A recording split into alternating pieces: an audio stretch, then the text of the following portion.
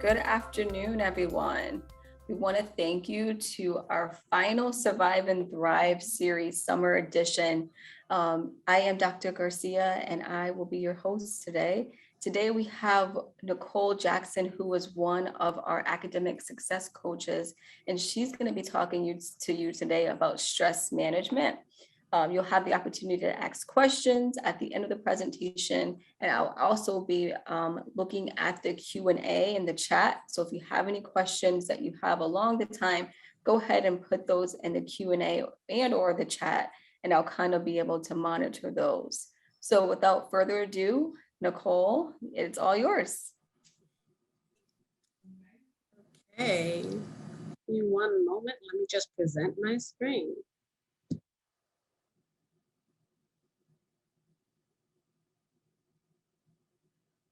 And why don't I see it? It's at the bottom where the little green icon, if you hover, it says share screen. No, I hit it. I don't know why it's not sharing. Are you able to see stress management? Nope. This is, there we go.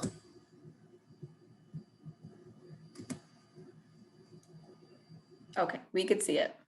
Okay, good.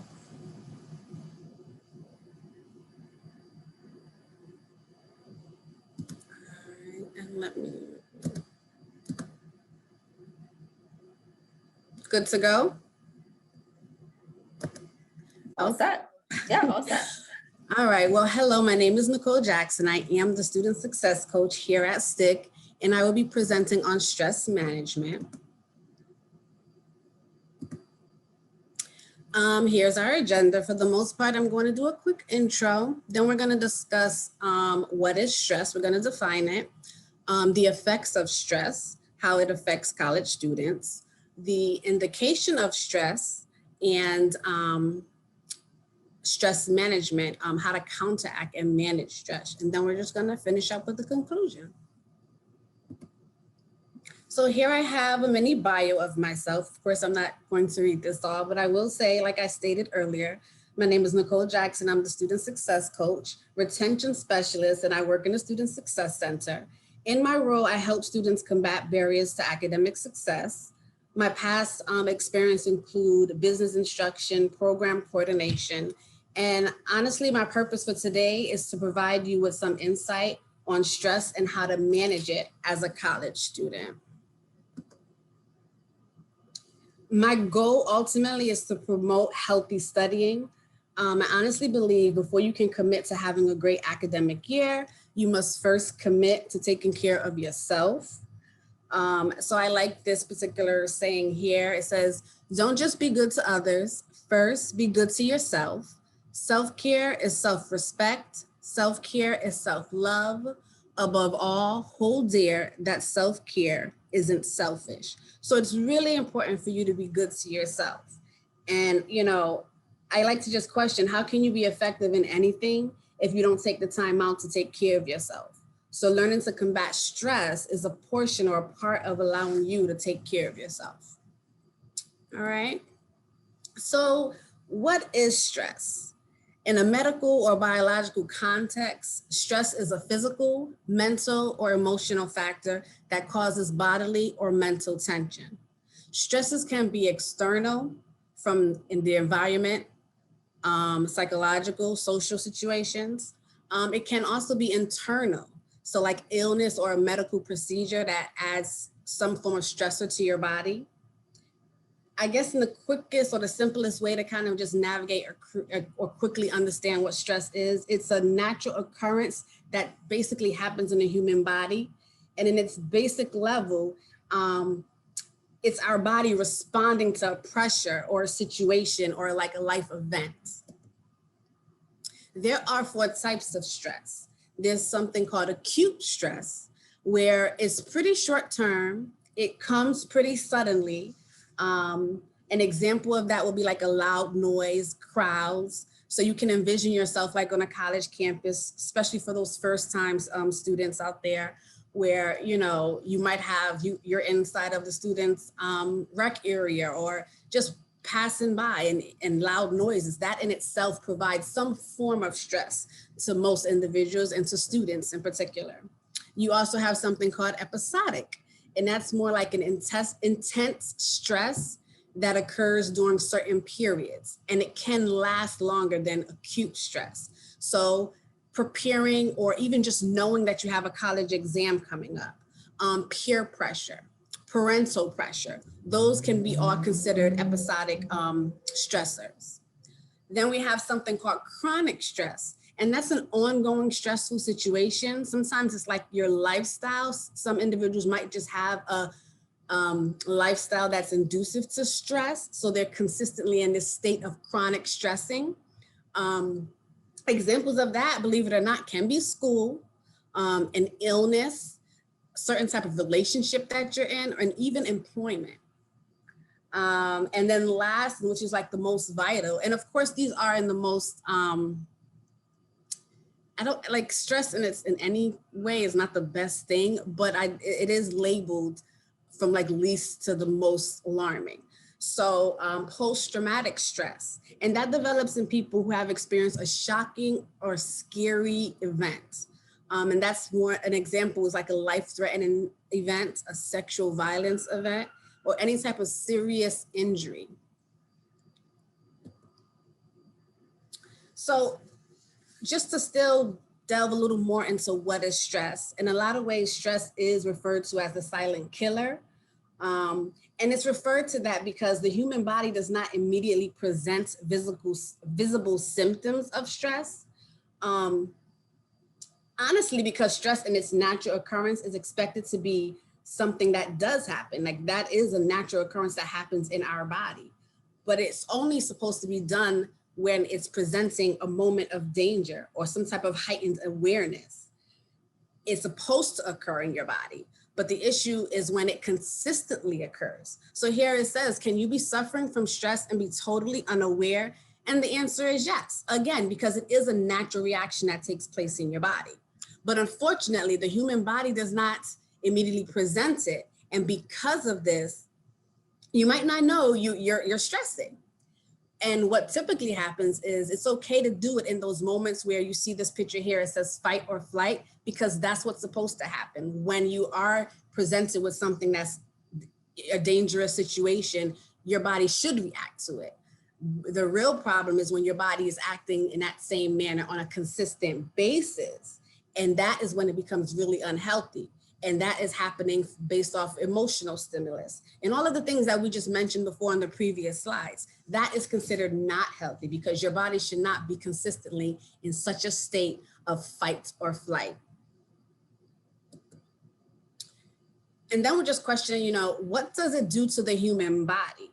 So like we mentioned before, stress is not always easily recognizable, but there are little things that you can see that you're noticing about your body that can indicate to you, like, okay, perhaps I'm stressing. Maybe this particular pattern right now is not healthy. And that is poor sleeping patterns, a strain on your emotional well-being, difficulty thinking. You all of a sudden are coming down with chronic illnesses, especially if it's not hereditary type of illness and you're now presenting those symptoms, negative impacts to your immune system, poor health. Stress can affect our behavior and state of mind in drastic ways. With time, high levels of stress can lead to poor health at every stage of your life. The Center for Collegiate Mental Health at Penn State reported that stress is one of the top 3 mental health concerns for college students today. So stress is a real issue. You see, it's literally here with anxiety, depression, and then the third component is stress. And again, we mentioned it's a silent killer. So it is one of those things that you can certainly laugh about and say, oh, I'm stressing, but not really paying attention to the magnitude and what can be done if you don't start to take care of yourself. What can be done if you continue to stress and not learn how to manage it. So, and after just stating what we stated about it being, something that can sneak up on you, we do have to question, why our students' stress. And so looking at some studies, we realized that students tend to be stressed in 5 main areas. That's financial stress, academic stress, job outlook stress, family stress, and of course, just everything else stress. So financial stress. And I mean, that sounds pretty, self-explanatory, but, let's dig into it a bit. How to pay for classes. That's a real issue. Colleges are every day getting more and more expensive. Students are constantly on a consistent basis concerned on not just that particular semester, but they have upcoming semesters. How am I going to pay for my whole time here? How to repay loans. So years ago, loans wouldn't really be much of a conversation or considering repayment of loans at the beginning of your college year, but students in high school are talking about the repayment of loans. So loans is something that is real prevalent nowadays. You can't get away from it when it comes to higher ed. Students are consistently talking about it, and that adds an additional layer of stress while you're trying to study, while you're trying to go to school. You can't help but to also start thinking about, okay, once I graduate, how am I paying this back? Can I go to school and still afford to pay for housing and other necessities? If I choose to work while in school, how much time would it take from my studies? So now you're not only stressing about not having enough money, but then now you're stressing on how it impacts you in terms of your ability to be successful in your classes. If my studies suffer because of work and I fail a course, how detrimental will that be to me financially? So we know students are supposed to maintain a certain grade point average, and that can affect their overall ability to stay in school. That is also a financial component. Am I in danger of losing my financial aid? Am I burdening my parents, and how do I pay them back? These are all things that have been shown that students tend to fret about all the time, through their whole time while being in school. Academic stress. Requirements from classes can be overwhelming, right? So each school has an academic policy that we just spoke about a bit previously regarding the financial sense, with the threat of losing financial assistance if you don't maintain your GPA. So again, it's not just the financial, it's the academic. They're kind of teetering and working in tandem, but causing stress nonetheless. If you consider just academic wise, one class alone can demand what? Readings, research papers, exams, class participation. And you can multiply that by 3, by 4, 5, and that's depending on how many classes one student particularly takes. Additionally, if a student has other priorities such as work, family, and other obligation, it definitely adds to that academic pressure of trying to be successful. And if a student does not have the best type of time management skills, of course, that loads on additional layer of stress. And then we're now considering the future outlook. Students come to school for a reason. They're expecting to graduate and hopefully obtain that degree and be employable. So students, while also stressing over financial matters, academic matters, they're also thinking about that graduate date, right? And what's interesting is students are considering, okay, I'm going to graduate, which is an accomplishment within itself. However, I can't help but to think when I graduate, I have these loans to pay for. So, and then not only that, am I going to find viable employment to allow me to be able to pay for those loans? So this is something that is a constant discussion among students, and students are just worried, like it's kind of, they feel like I damned if I do, I damned if I don't. How do I get out of this particular situation? So that in itself, just the future outlook tends to be an additional layer of stress. Not only just the job searching in itself. Students are saying, well, there's an influx of graduates that's graduating right along with me. How can I compete with that? So again, additional layer of stress. One article that I was reviewing regarding stress was a student making a reference and saying, well, I'm constantly thinking about the loans that I've taken out. I'm almost at like $80,000 that I've taken out so far. And when I graduate and I finally get my bachelor's, they're telling me I won't make no more than about 50,000 to 60,000 a year. How can I possibly graduate and be comfortable? So, students are in a state of stress. It really is. And it's something that I think students need to take a step back and look at to see if certain things that are affecting them physically, if these are the components. And not only alone, if we already have academic stress, financial stress that students are experiencing, now they have their personal stress, family stress, childcare. Childcare can be very expensive and hard to come by. Divorces, marriages. Divorces are emotionally straining. Marriages are very demanding. So you're living your life, you have family, yeah, you married, or some students may be experiencing divorces, some students have childcare that they're considering, and you have to navigate school, right? Then you have like your family dynamics. Everybody's family dynamics is different. So depending on your family, there are some individuals who have to be providers for their parents as well as their immediate family, so the pressure is just consistently weighing on students. You're managing your family life and still have to be successful as a college student. There are students who have parents who has high expectations of them. And sometimes parents are not doing it knowingly, but nonetheless, that has become a topic of discussion where students tend to feel like they have this added stress coming from home and they don't know what to do with it.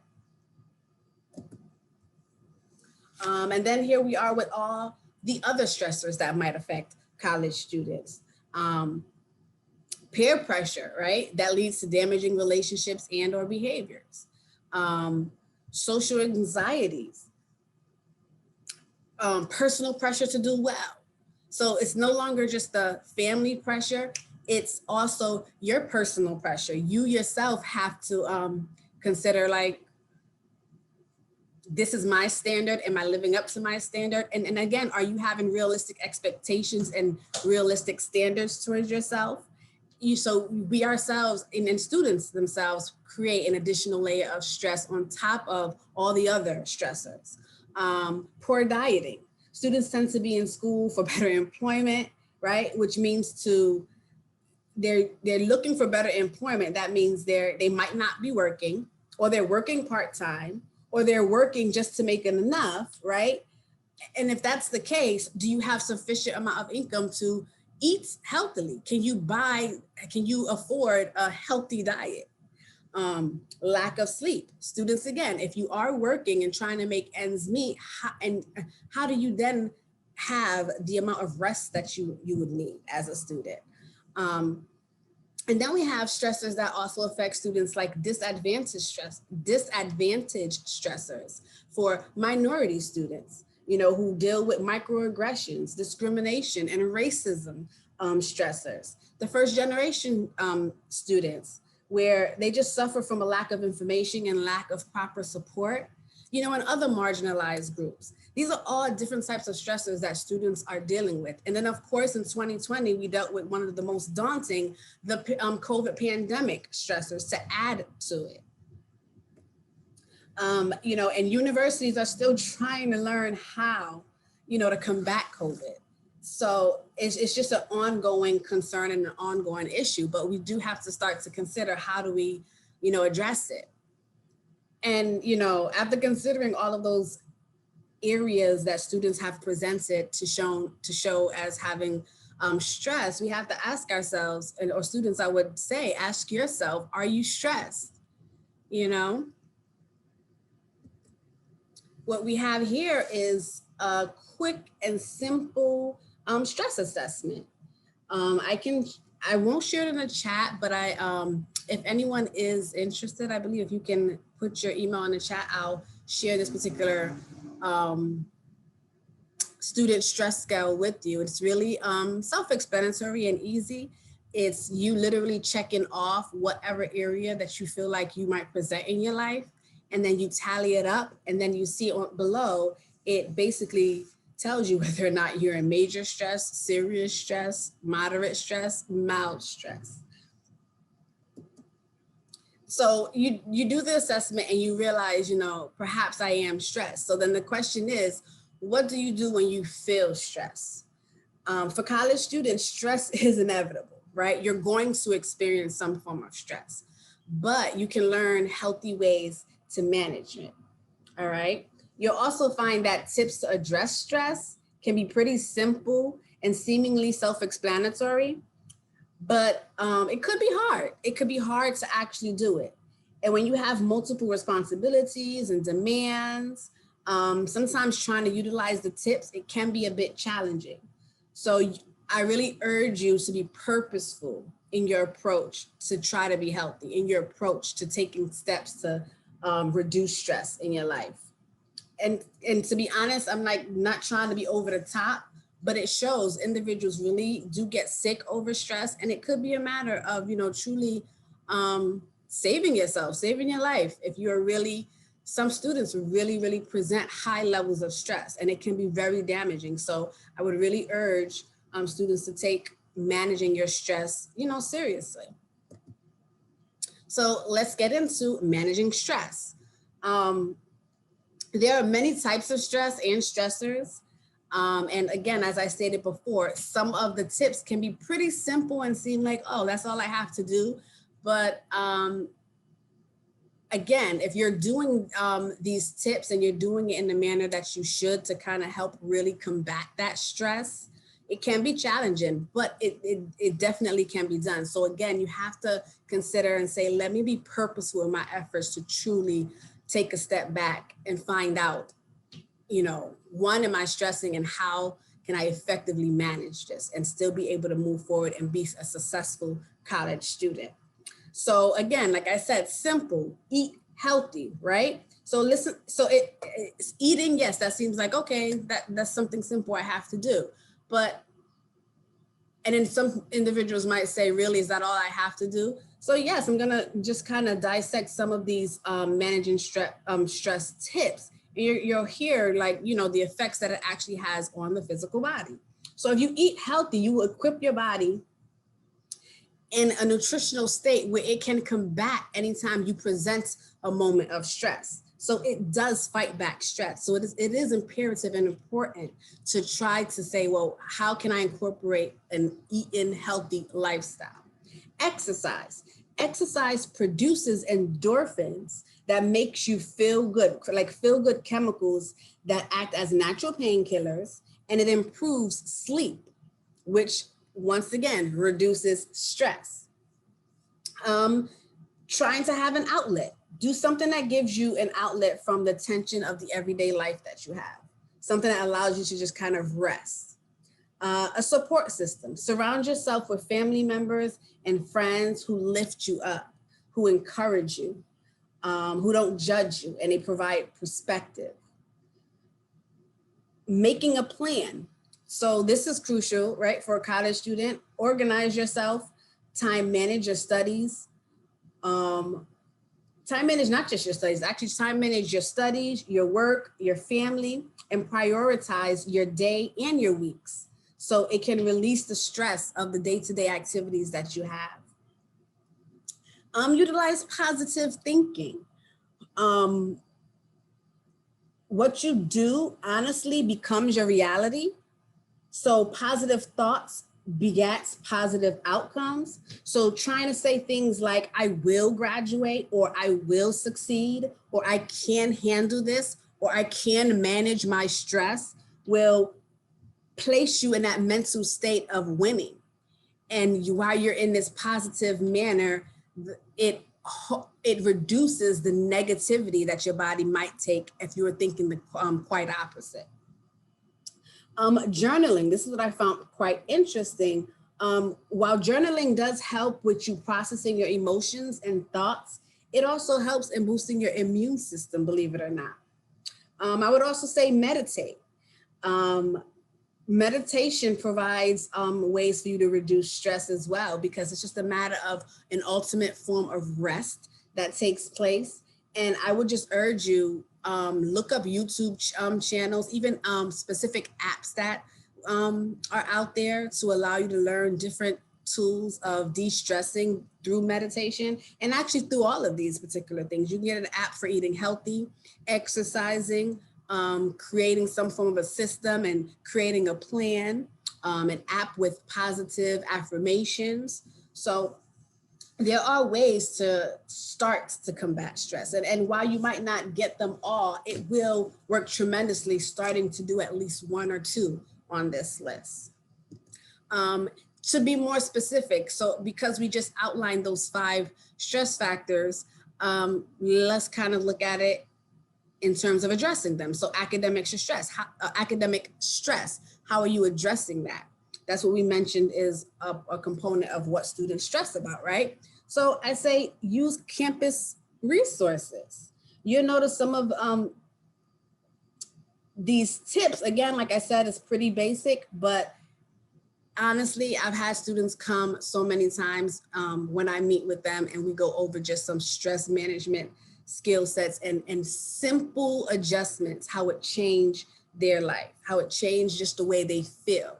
So I would say, if you're using campus resources, consider the academic advising office, sit down and do some type of time management strategies, the Student Success Center, sit down and do the same thing, time management strategies, different components on how to release stress, how to empower yourself in feeling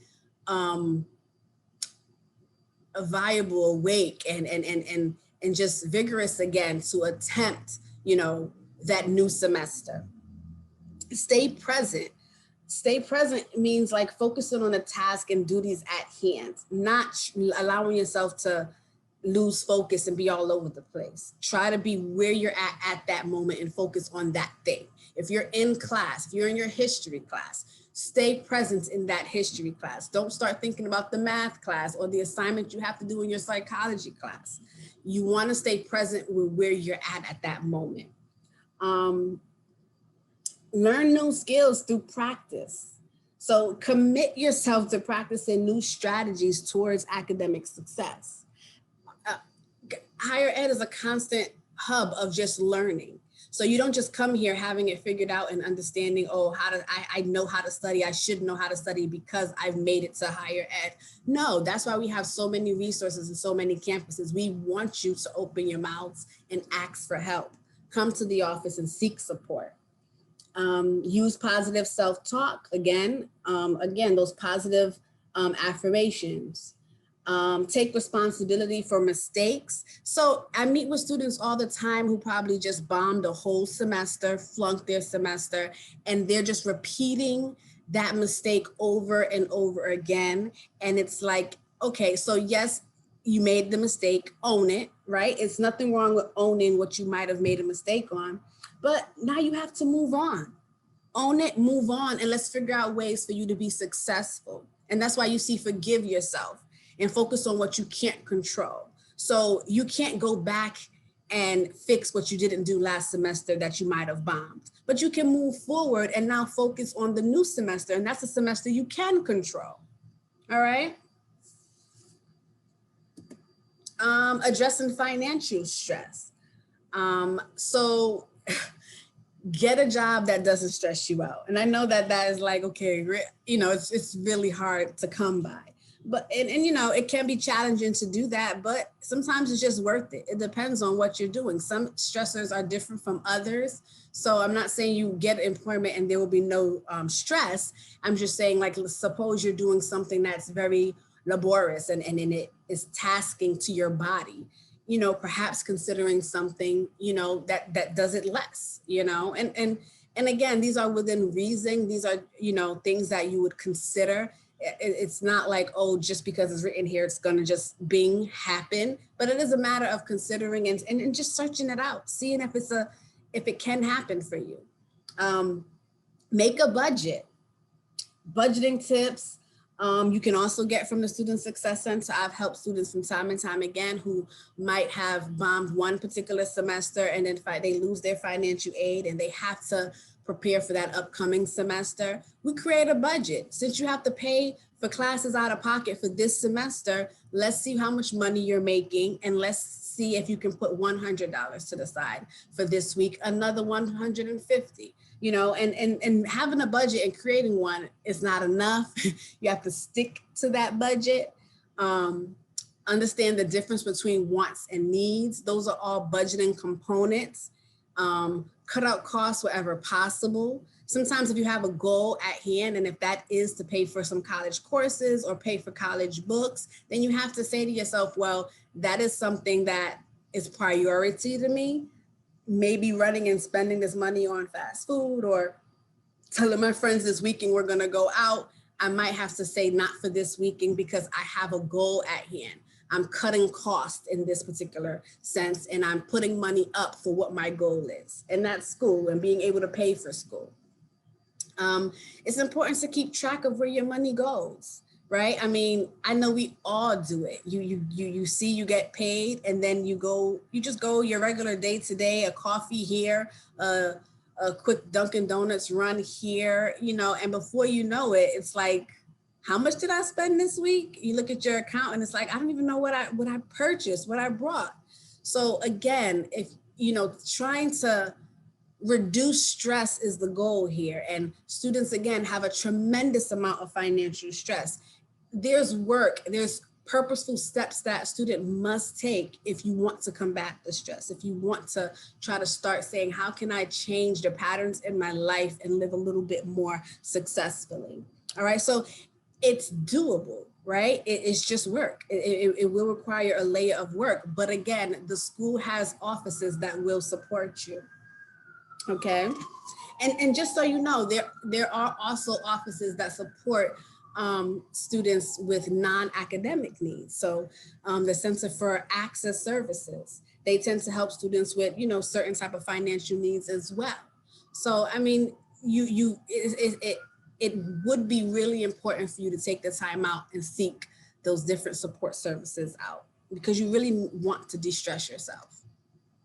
Again, the stress of addressing the future outlook, right? So in one way to address the future outlook and not obsess about, okay, when I graduate, what type of employment I'm going to have. Yes, you should be considering that, but not addressing it. One way is to just acknowledge the transition, being okay with understanding that you're going to graduate, and you're not just going to graduate into oblivion, into nothing. No, you graduate until another stage of your life. So it's accepting that transition and speaking again to resources that we have on campus, the career services, again, support services that allows you to be comfortable with transitioning. I'm no longer a student. I'm going to be in the work force. I'm going to be in the field.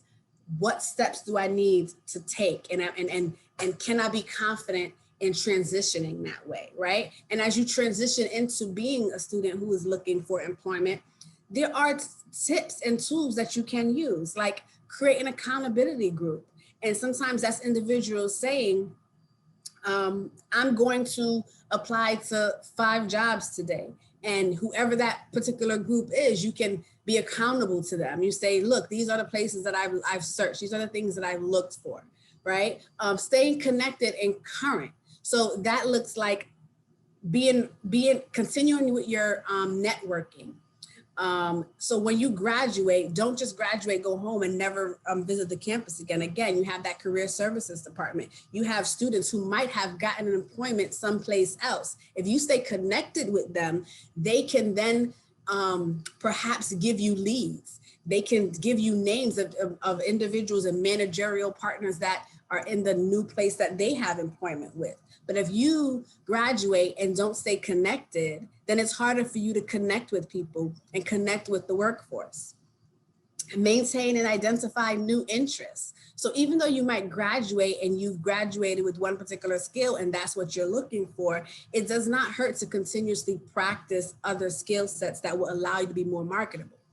Doing all of these particular things allow you to have a different sense of confidence in self. So while you're looking, you don't tend to feel just in this state of I don't know what it is that I'm doing, and this, or disconnect. You don't feel disconnected because you've kept yourself connected to individuals that are consistently discussing interviewing skills, individuals that are consistently discussing ways to be more marketable in the field. So I would really urge students to, when you graduate, to not be, or even while you're considering to graduate, to not be in a place to just get out the school and then move on. You want to start considering that particular department, the department head, whatever field that you decided to get your degree in, you need to get comfortable with discussing, meeting the department head, and always reaching out to them and asking them, what are the new things that's taking place in this field? Again, boosting your ability to be more confident and less stressful and feeling like you don't know anything because you might have graduated and it's been a year since you've worked in your field. Addressing family stresses, right? So if possible and feasible, seek professional help.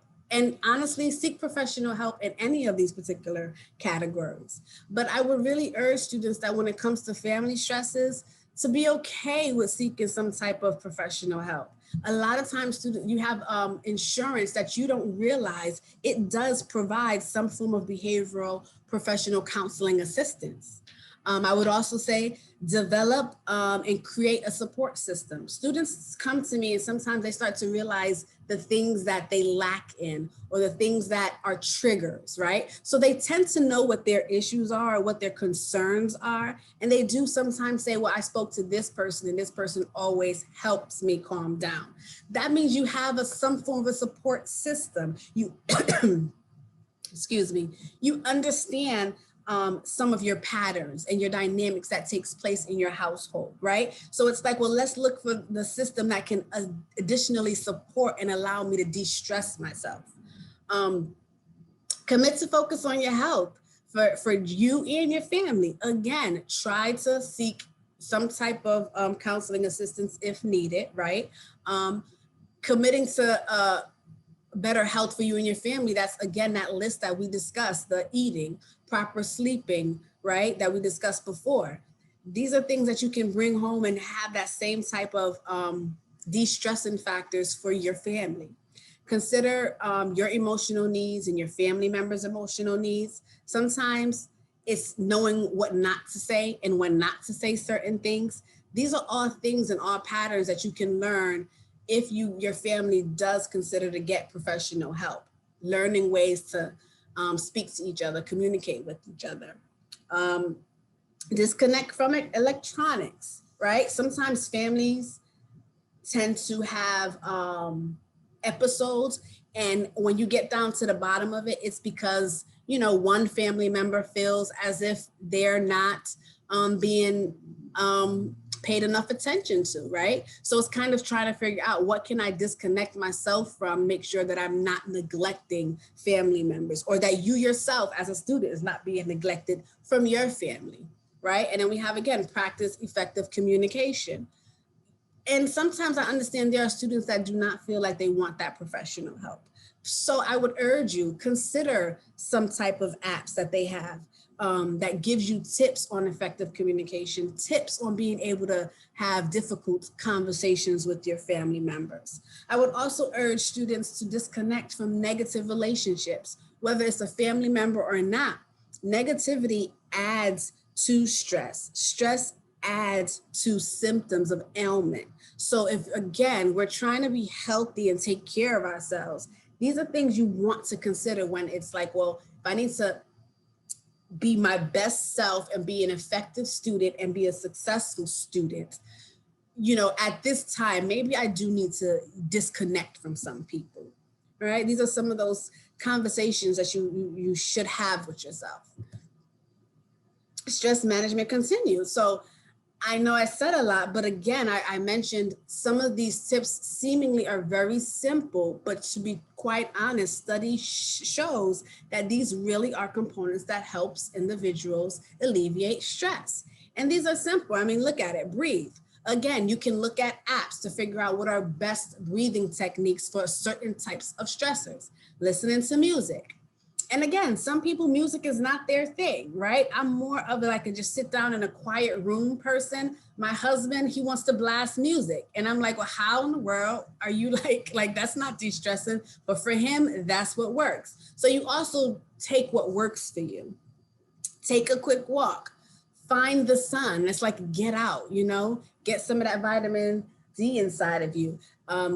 Give yourself a hand massage, count backwards, right? So again, these are simple techniques and little tips because I know students have a lot going on. So even if you can't take away all those other slides, I would say at the very least, consider the quick reduction tips here that's written on this particular slide.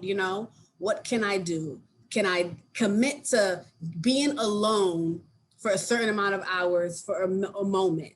Can I commit to just sitting down and drinking some tea?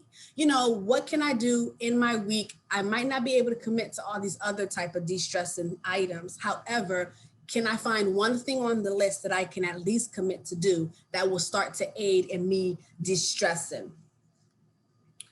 And again, STIC has resources, right? All of these offices here can aid and assist students in de-stressing techniques. Every student, yes, have different needs, different things that they need to be addressed, and we have the resources. So I really want to urge students to make sure that you seek out these offices and get the additional tips, the additional support that you need. Again, as I stated, if you are looking to receive some of the materials that I have, because I have campus resources as well as that stress test assessment, submit your email and we'll make sure that information gets emailed to you. Additional resources. So again, if your stress gets too high and you're experiencing depression or anxiety, you're unable to sleep or enjoy life, or you're using alcohol or drugs to reduce stress, at that moment, you really need to say, I need to get some type of help. Like I said, if you're not addressing the stress, it's a silent killer. It can slowly creep up on you. Seek the help that you will need, right? So I have information here that will also be available to you for you to use. Should you not want to reach out, just to the campus itself, you can reach out to other organizations, all right? And just in conclusion, right? Stress is not a joke. Its purpose is to be a survival tactic, right? So it is something that's natural in our body. However, it's not, our bodies are not made to endure stress on a consistent basis. So unfortunately, our lifestyle today creates unintended stressors, but again, we can combat it. So I urge you that if any of these symptoms or things that I had mentioned and you realize, what, I do feel like I am suffering from some stress, that you take it seriously and start to try to implement some of these strategies. So again, learn the simple strategies to help reduce stress. Eat well, exercise, rest, create positivity in your day, and seek help. Remember, your well-being is important. If you find you are presenting high levels of stress, there are departments on campus that can help you. Certainly reach out. Thank you. You can certainly let me know if you have any questions. I'll be here to answer any questions that you might have.